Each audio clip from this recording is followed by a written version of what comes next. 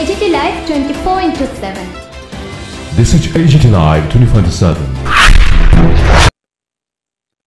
আজ 25শে ফেব্রুয়ারি 2025 ইংরেজি আমাদের ত্রিপুরা মধ্যশিক্ষা পর্ষদের মাধ্যমিকের এবং মাদ্রাসা আলিমের ইংরেজি পরীক্ষা ছিল। এই পরীক্ষাতে আমাদের সারা রাজ্যে ত্রিপুরা বোর্ড অফ সেকেন্ডারি এডুকেশনের অধীনে 68টি কেন্দ্র ছিল, মানে 68 সেন্টার ছিল এবং 145টি ভেন্যু ছিল। আর মোট পরীক্ষার্থী আমাদের বোর্ডে এনরোল্ড যেটা ছিল সেটা ছিল 29,075 জন। তার মধ্যে পরীক্ষা দিয়েছে 28,919 জন। আর 28,919 জন যারা পরীক্ষা দিয়েছে তার মধ্যে ছাত্র ছিল 13,549 জন, ছাত্রী ছিল 15,526 জন। আর অনুপস্থিত ছিল 73 জন, ছাত্র ছিল 73 জন অনুপস্থিত, ছাত্রী 83 জন অনুপস্থিত। আমাদের পরীক্ষার্থীর হার ছিল টোটাল এনরোল্ড যত পরীক্ষার্থী ছিল আর যা পরীক্ষা দিয়েছে, পরীক্ষা দেওয়ার শতকরা হার ছিল 99.46%। 99.46% পরীক্ষার্থী পরীক্ষা আমাদের দিয়েছে। আর আজকে পরীক্ষা শুরু হওয়ার পর আমি নিজে বোর্ডের সভাপতি, আমাদের বোর্ডের আরেকজন ওএসডি শ্রী জ্যোতির্ময় রায়, ওনাকে সহ নিয়ে আমি বেশ কয়েকটা আখালিয়াছড়া মাধ্যমিক বিদ্যালয় সেন্টারটা এখান থেকে 45 কিলোমিটার দূর, একেবারে বাংলাদেশ বর্ডারের কাছে, ওইটা ভিজিট করে এলাম, দেখতে এলাম। তারপরে তারাপুর হায়ার সেকেন্ডারি স্কুলে গেলাম, এরপরে কামালঘাট উচ্চতর মাধ্যমিক বিদ্যালয়ে গেলাম, আর তারপর পটুনগর এয়ারপোর্টের কাছে স্কুলে গেলাম। 4টে কেন্দ্র আমি পরিদর্শন করেছি, দেখে ভালো লাগলো। পরীক্ষা খুব সুন্দর পরিবেশে হয়েছে।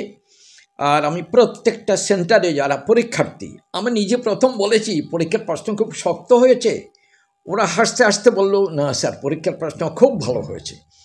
প্রতি সেন্টারে প্রত্যেকে ভালোভাবে পরীক্ষা দিয়েছে। আর পরীক্ষা হলের পরিবেশ দেখে আমার খুব ভালো লাগলো, সুন্দর পরীক্ষা হয়েছে। আরেকটা হলো আজকে অনেক অভিভাবিকা একটু উদ্বিগ্ন আছেন। আমাদের সারেন্ডার্ড যারা উগ্রপন্থী ছিলেন, যারা আত্মসমর্পণকারী যারা উগ্রপন্থী ছিলেন, এরা রাস্তা অবরোধ করেছেন। এই সম্বন্ধে আমাকে কয়েকজন টেলিফোন করেছিলেন, কোনো অসুবিধা হচ্ছে কিনা। আমি সবার অবগতির জন্য এটা বলতে চাই, এতে আমাদের বোর্ডের পরীক্ষার কোনো অসুবিধা হয়নি। রিপোর্ট এখন 5:30 বাজে প্রায়, যা রিপোর্ট পেলাম পরীক্ষা শান্তিপূর্ণভাবে ঠিকভাবে হয়ে গেছে। গত বছরের তুলনায় কি এবার কি পরীক্ষার্থী বেশি নাকি কম? গত বছরের তুলনায় পরীক্ষার্থী একটু কম। এর কারণ ওই 125টা স্কুল বিদ্যাজ্যোতি স্কুল হয়ে যাওয়াতে, সেন্ট্রাল বোর্ড অফ সেকেন্ডারি এডুকেশনে যাওয়াতে তার প্রভাবটা এইবারই পড়েছে বেশি। আগামীবার আশা করি আবার পরীক্ষার্থীর সংখ্যা অনেক বেড়ে যাবে ত্রিপুরা মধ্যশিক্ষা পর্ষদের। ডিসেবল বা কোনো কেউ কি পরীক্ষা দিয়েছে, ব্লাইন্ড বা অন্যান্য? না, শারীরিক দিক থেকে অক্ষম এমন পরীক্ষার্থী অনেক কেন্দ্রে আছে, সংখ্যা যদিও সামান্য।